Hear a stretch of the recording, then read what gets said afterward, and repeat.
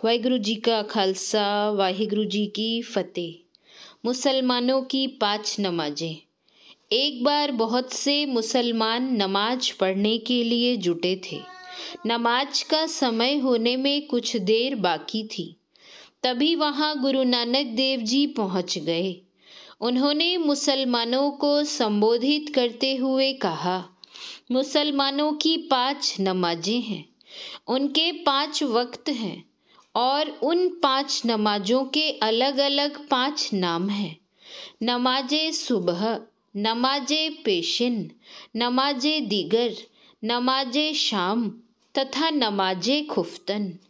परंतु मेरी राय में असली नमाजें ये हैं।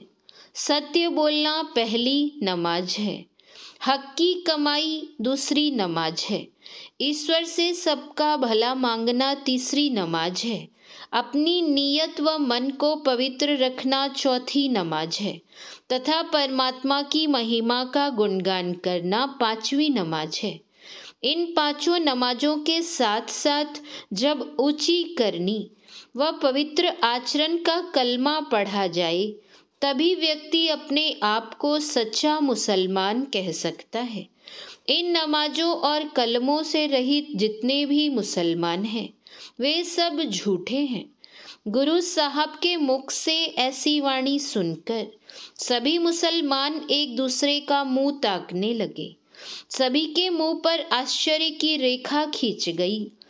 उन मुस्लिम श्रोताओं में नवाब दौलत खां तथा वहां के काजी साहब भी उपस्थित थे। गुरु साहब के वचन सुनने के बाद नवाब ने तो कुछ न कहा, परंतु काजी का चेहरा कुछ सख्त सा हो उठा। तभी दोपहर की नमाज का समय हो गया। मुसलमानों का समुदाय नमाज पढ़ने मस्जिद की ओर चल दिया। काजी ने गुरु साहब के पास जाकर कहा, आपने हमें सच्चे मुसलमान का उपदेश दिया है और यह भी बताया है कि हमें किस प्रकार की नमाज पढ़नी चाहिए।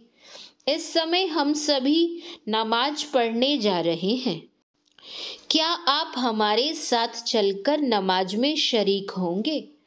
गुरु साहब ने तत्काल उत्तर दिया, अवश्य।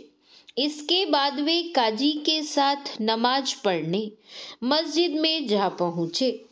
वहां काजी सारी भीड़ के नेता के रूप में नमाज पढ़ने के लिए खड़े हो गए। उन्होंने कुरान से अरबी भाषा में आयतें पढ़ी तथा नियमानुसार सजदा करने लगे। सारी भीड़ भी वैसा ही करने लगी। एकाएक गुरु नानक जी धीरे से हंस पड़े। उनकी हंसी की आवाज काजी ने सुनी। उसे गुस्सा भी आया, परंतु नमाज को पूरा किए बिना उसने गुरु साहब को न कहा। जब नमाज समाप्त हुई तो उसने नवाब साहब से शिकायत करते हुए कहा, नानक ने नमाज के समय हंसकर सभी मुसलमानों का अपमान किया है। इसने मुस्लिम धर्म की खिल्ली उड़ाई है। नवाब दौलत खां ने गुरु साहब से पूछा, महाराज, जब काजी साहब नमाज पढ़ रहे थे तब आप क्यों हंसे? आप तो हम लोगों के साथ नमाज में शरीक होने आए थे। आपने नमाज और काजी साहब का मजाक क्यों उड़ाया? गुरु साहब ने शांत स्वर में उत्तर दिया, नवाब साहब, मैं काजी साहब के साथ नमाज में शरीक होने ही आया था। मैं सच्चे दिल से नमाज में शरीक होना भी चाहता था, परंतु काजी साहब का ध्यान उस समय नमाज में नहीं था। वे केवल मुंह से ही कुरान की आयतें पढ़ रहे थे। उनका ध्यान तो अपने नए बछड़े में था। वे नमाज पढ़ने का ढोंग कर रहे थे। वे आप सबको धोखा दे रहे थे। वे खुदा को भी धोखा दे रहे थे। इसीलिए मुझे हंसी आ गई थी। बात सच थी। अतः काजी साहब का चेहरा शर्म से झुक गया, परंतु उसने साहस बटोर कर कहा, उस समय नवाब साहब भी तो नमाज पढ़ रहे थे। उनसे बढ़कर सच्चा मुसलमान तो और कोई नहीं है। आप उन्हीं की नमाज में शरीक हो जाते। गुरु साहब ने मुस्कुराकर उत्तर दिया, काजी साहब, यह बात तो ठीक है कि नवाब साहब बहुत ही भले आदमी हैं, वे सच्चे मुसलमान भी हैं, परंतु नमाज में उनका भी ध्यान नहीं था। उनका केवल शरीर ही मस्जिद में सजदा कर रहा था, मन तो काबुल में घोड़े खरीद रहा था। केवल आप और नवाब साहब ही नहीं, लगभग सभी मुसलमान भाई नमाज के समय कुछ और ही सोच रहे थे। गुरु साहब की बात सुनकर नवाब दौलत खां के साथ साथ सभी के चेहरे शर्म से झुक गए।